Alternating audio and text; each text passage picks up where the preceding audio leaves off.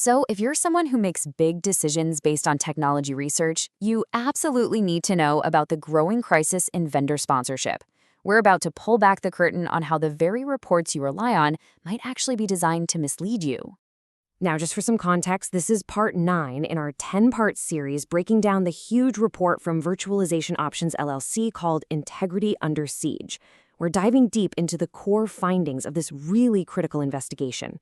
Let me ask you this. Have you ever been reading a white paper, some market analysis about a hot new technology, and you get this feeling that something's just a little off? Like the conclusions are just a bit too neat, a little too perfect for the company that paid for the whole thing? Well, you're not going crazy. There's a very real reason for that feeling. All right, here's the game plan for today. We're going to start with the promise and the peril of these reports. Then we'll follow the money to see where the problem really begins. After that, we'll expose the manipulation playbook, look at the real-world consequences, and finally, ask that huge question, what can we actually trust anymore? Okay, first up, let's be honest about why these reports are so appealing in the first place. In an industry that moves as fast as tech, sponsored research, well, it seems to offer a shortcut to clarity. But as we're about to see, that's really only half the story. And this right here really gets to the heart of the conflict. On one hand, you've got the promise, right? Expert insights to help us make smart decisions. But on the other hand, you've got the peril. Reports that are engineered to mislead, pushing a sales pitch that's disguised as objective analysis. It's a classic double-edged sword, and the stakes are way higher than you might think. So where does a problem this big actually begin? It's not with some rogue analyst or a bad set of data. The report from Virtualization Options LLC makes it incredibly clear. The issue is baked into the system right from the very start. It all comes down to the money. At the very core of this whole thing is something called a structural conflict of interest. And look, this isn't about bad people. It's about a bad system. You've got the search for truth on one side and the need to protect profits on the other. When those two things go head-to-head, which one do you think usually wins out? The Virtualization Options LLC report just nails it with this quote. I mean, think about it. If a company's sales figures, or even their stock price, depends on a report saying their product is the best, how on earth can we expect that report to be impartial?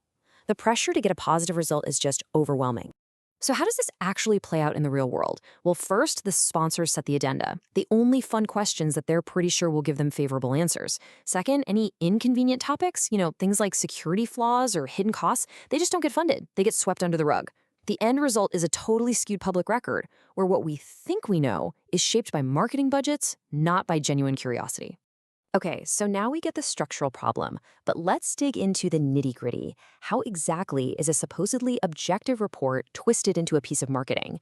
Well, it turns out there's a whole playbook for it.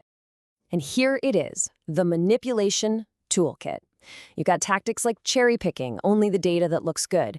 You have sponsors demanding final say, which basically gives them veto power over anything they don't like. They can even hide the fact that they paid for it, or hire influencers to create this fake sense that everybody agrees with their conclusion.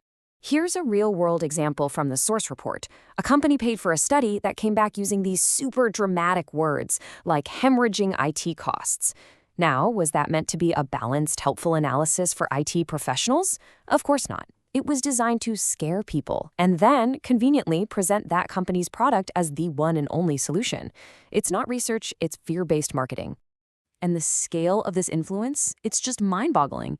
Take a field as important as AI. A whopping 80% of the top research papers are connected to major tech companies.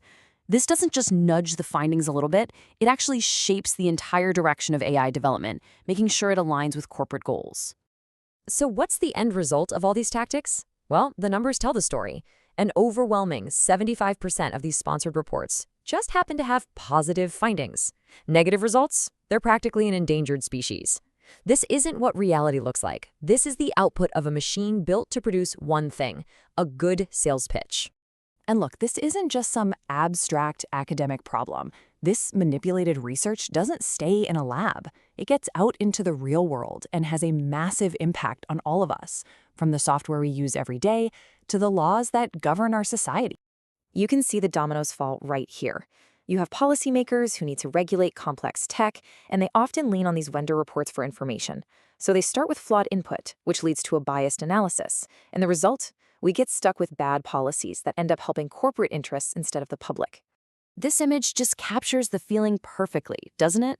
What happens is that independent researchers who might dare to challenge a powerful company's claims can find themselves facing legal threats or worse. This creates a chilling effect where it's just safer to not ask the hard questions, and what you're left with is an empty room, a public square where real, honest debate just can't happen anymore. And all of this leads to a full-blown crisis of credibility. When nobody discloses who's paying for what, nobody knows what to believe.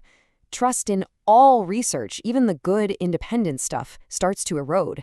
And for you and me, it becomes almost impossible to tell the difference between a genuine scientific finding and a really clever advertisement. So, after all that, we're left with a really deep, unsettling question. If the whole system is this compromised, what can we actually put our faith in? I think this quote from the Virtualization Options LLC report just says it all. This is the ultimate cost. The moment research becomes just another marketing tool, its whole purpose, to create knowledge, to help society, it's gone. It loses all its legitimacy. And that's the thought I really want to leave you with.